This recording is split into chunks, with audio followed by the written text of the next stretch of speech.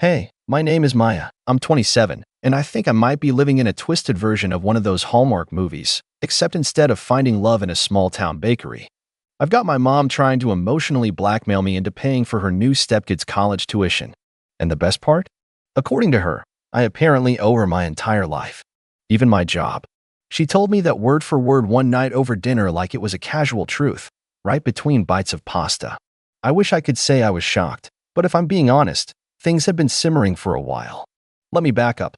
I work in corporate communications for a pretty well-known tech company. It's not glamorous, but I busted my butt to get here. I did internships during college, worked part-time while studying full-time, and took on freelance gigs to pay rent while my friends partied. I come from a small town, and my mom, Dana, was a single parent for most of my childhood. My dad left when I was 5, and we never heard from him again. Growing up, it was just me and her, scraping by. Or at least that's the story she liked to tell people. The truth? My grandparents helped. A lot. My mom moved us into their house after the divorce and stayed there until I was in high school. They paid for groceries, bought me clothes, and even helped cover my school trips. But Dana would always rewrite history. According to her, she did it all alone, and I wouldn't understand how hard it was. That line became a sort of soundtrack to my childhood. It got old, fast. By the time I was a teenager, I had started to realize she was more invested in appearing like a struggling single mom than actually being one. When I got a scholarship to attend a university out of state, she freaked out. Not because she'd miss me, but because, as she said through gritted teeth, people will think I can't even keep my own daughter close. I left anyway. That was the start of the real divide. Fast forward to a year and a half ago. Dana met a guy online, Greg, a contractor from the next state over. I met him once before they got married and thought he was decent enough. A little too slick, but harmless. He had 2 kids from his previous marriage, Chloe, 18 at the time, and Dylan, 16. Dana went from 0 to stepmom overnight, and suddenly it was all about the new family. I lived 2 hours away, so I was mostly spared from the day-to-day, but she called constantly with updates about Chloe's senior year or how Dylan needed a male influence and how wonderful it was to have a full house. I tried to be happy for her. Truly. I even sent a gift when they bought a bigger home together, though I noticed Greg's name was the only one on the deed. But it was clear where her attention had shifted. Calls to me became less frequent unless she needed something. Then last October, everything changed.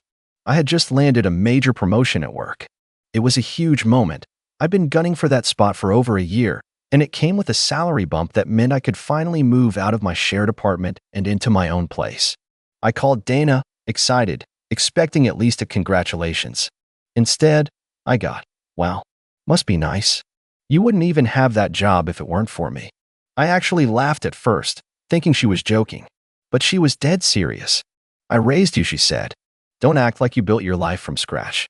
I was too stunned to respond, so I mumbled something about needing to run and hung up. The next day, she called again. This time, she got to the point. So, she said, Chloe's starting college soon, and we're a little tight on money with the house and everything. I was thinking you make more than enough now. Maybe you could help cover her tuition for the first year. I honestly thought I'd misheard her. She went on, as if we were discussing borrowing a sweater. It's not like you've got a family to support. And think about it. This is your sister. No, I said flatly. There was silence, and then that dangerous tone she always used when she felt slighted. Maya, after everything I've done for you, you've done nothing for me, I snapped. My grandparents raised me. You were just there. Click. She hung up.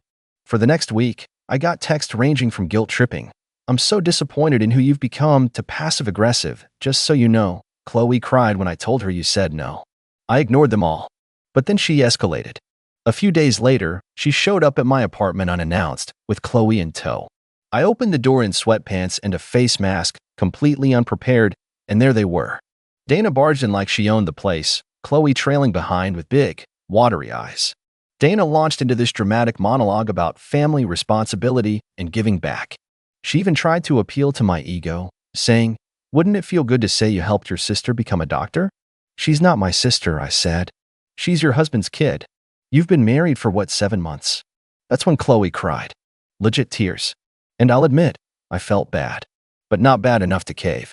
Dana stormed out, dragging Chloe with her, and I didn't hear from her for a while. I thought maybe that was it. I hoped. Then, 3 months later, just last week, I woke up to loud banging on my door. I live in a quiet apartment complex, so it startled me. I threw on a hoodie and opened the door cautiously. It was Chloe. Red-faced, screaming, mascara streaked down her cheeks. "You ruined everything," she shouted before I could even say hello. She was shaking, full-on trembling with rage. I tried to calm her down, but she kept yelling.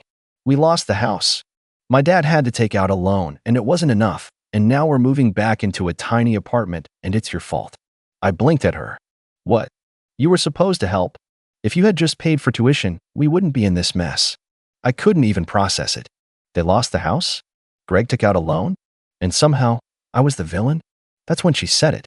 "I hope you're happy, Maya. You destroyed our lives." I stood there, barefoot on my doormat, with Chloe's voice ringing in my ears. "You destroyed our lives." I was still half asleep, not even fully sure this wasn't some weird anxiety dream. But no, this was real. She was standing right in front of me, eyes bloodshot, arms clenched at her sides like she wanted to swing at me. I didn't know what to say. My heart was pounding in my chest, not out of fear, but from the shock. From the sheer absurdity of it all. This girl, who I had met a handful of times, who was legally an adult, was screaming at me like I had pulled the rug out from under her entire world. "I'm sorry your family is struggling," I said, trying to keep my voice steady. "But you need to leave." That didn't go over well. "Oh my God, you're so selfish," she shrieked, voice cracking. "My dad is depressed, my mom's a wreck, and all you care about is your stupid job and your little apartment." I closed the door. Not slammed. Not dramatically. Just closed it. I stood there, hands still on the knob, and listened as she screamed outside for another 30 seconds before storming off. I waited until I couldn't hear her footsteps anymore, then locked the door and slid to the floor. For a while, I just sat there in silence. It wasn't guilt I felt. It was grief. Not for Chloe. Not for the house. But for the final, undeniable proof that I was no longer part of their family. If I ever had been. Later that day, I got a call from Greg. First one I'd ever received from him directly. I debated answering it for a good 5 minutes. Curiosity won. "Maya," he started. His voice was calm, eerily calm. "I heard you slam the door in Chloe's face this morning." "Nope," I said, flatly. "I closed it. After she screamed at me for ruining her life." He sighed, like I was a burden. "Look, I'm not here to argue. I just think you need to understand what this decision has done to us." I stayed quiet. "She was counting on that tuition," he continued. "We all were. We stretched our budget assuming you'd help out. And now we're behind on the mortgage, and the banks come knocking. Why would you stretch your budget assuming money that was never promised?" I asked. There was a pause. "Dana said you'd come around." "Of course she did." He launched into this whole spiel about familial duty and investing in the next generation, and how Chloe had dreamed of going to the same university I had. He kept using the word "we," like I was part of their financial plan. Like I was another parent. A third adult in their household. I finally cut him off. "Greg, I'm not your wife. I'm not Chloe's mom. I didn't agree to any of this. I'm not responsible for decisions you and Dana made. I've been out here building my life on my own. You don't get to put your debts on me." He didn't argue. He just said, "You'll regret this," and hung up. That's when I knew things were going to get worse. A week passed. Then another. I thought maybe they'd finally backed off. But then weird things started happening. The leasing office at my apartment complex emailed me, saying someone had called pretending to be me, asking about my rent and when it was due. The receptionist said the caller gave my full name and birth date but couldn't answer the security question, so they didn't give anything out, but still, it rattled me. A few days later, I got a notification that someone had tried to reset the password to my student loan account. Then a credit card I hadn't used in over a year had a charge for $19.99 for a streaming service I didn't subscribe to. It was all small stuff, but it added up. They were trying to get into my personal information. I filed a police report, froze my credit, changed all my passwords. I didn't have hard proof it was them, but I knew. It had Dana written all over it, clumsy, reckless, entitled. I even texted her. "Me. If you or anyone associated with you tries to access my accounts again, I will press charges." No response. Instead, a day later, I got an email from Chloe. A long one. It started sweet. Said she understood that things had gotten out of hand. That she was emotional and shouldn't have come over. Then came the twist. She said she was writing a personal essay for a scholarship about family and perseverance, and wanted to include our complicated but inspiring relationship. She attached a draft. It was full of lies.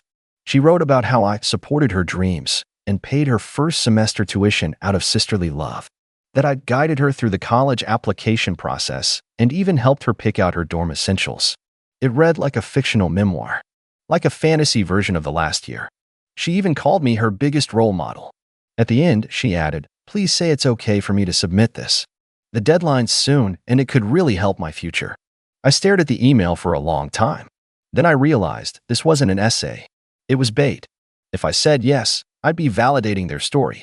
If I said no, they'd say I was heartless all over again. Either way, they were rewriting history to make me the villain or the hero, whatever worked better for them at the time. And in that moment, something inside me hardened. This wasn't just a misunderstanding. This wasn't family tension.